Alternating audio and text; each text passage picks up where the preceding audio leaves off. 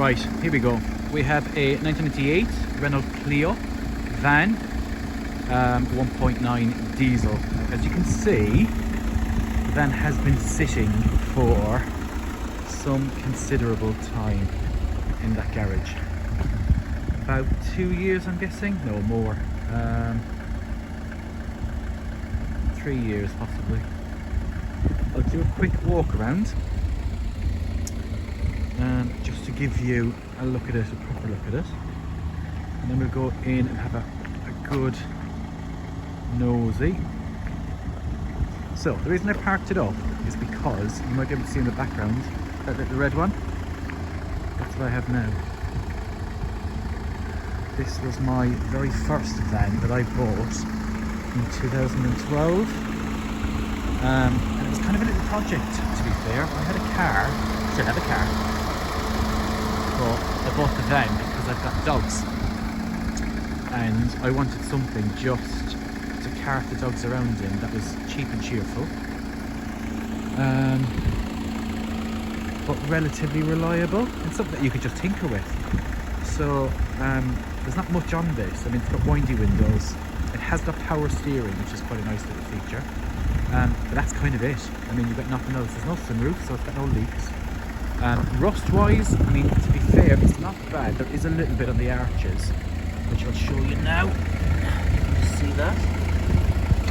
It's not rotten by no stretch of the imagination. It's just on the surface. Look at the sills aren't too bad, or at least they weren't.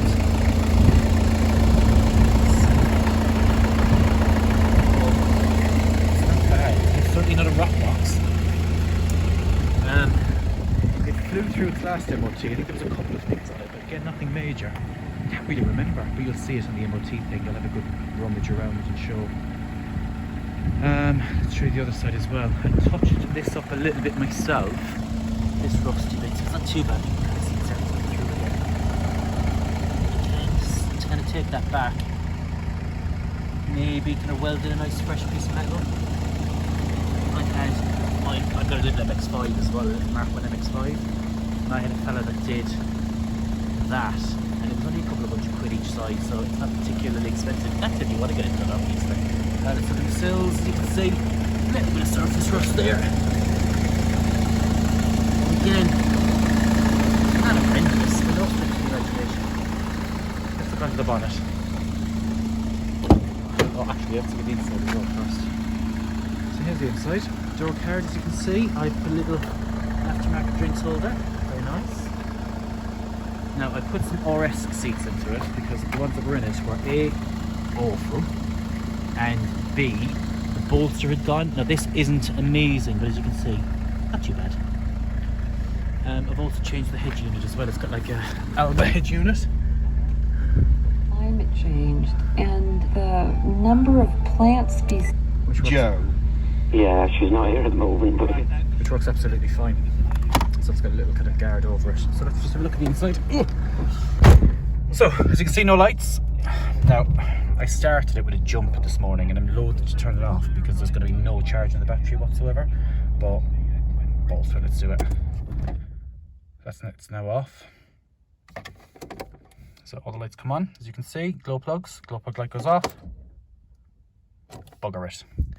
So the battery, although the battery was new when it went into it, it's just been sat, so it'll need a new battery, I reckons. But anyway, I'll come back to that in a second. I'll have to jump start it again. As you can see, this is the interior. It's really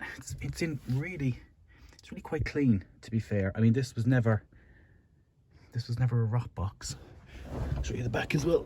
Actually, do you know what I'll do? I'll have a quick sweep of the interior, but then I'll show you the boot as well. So that, as you can see again, is the interior. The seats are in relatively good order. The whole seat kind of pivots forward as well. As you can see, that's the casing off the battery.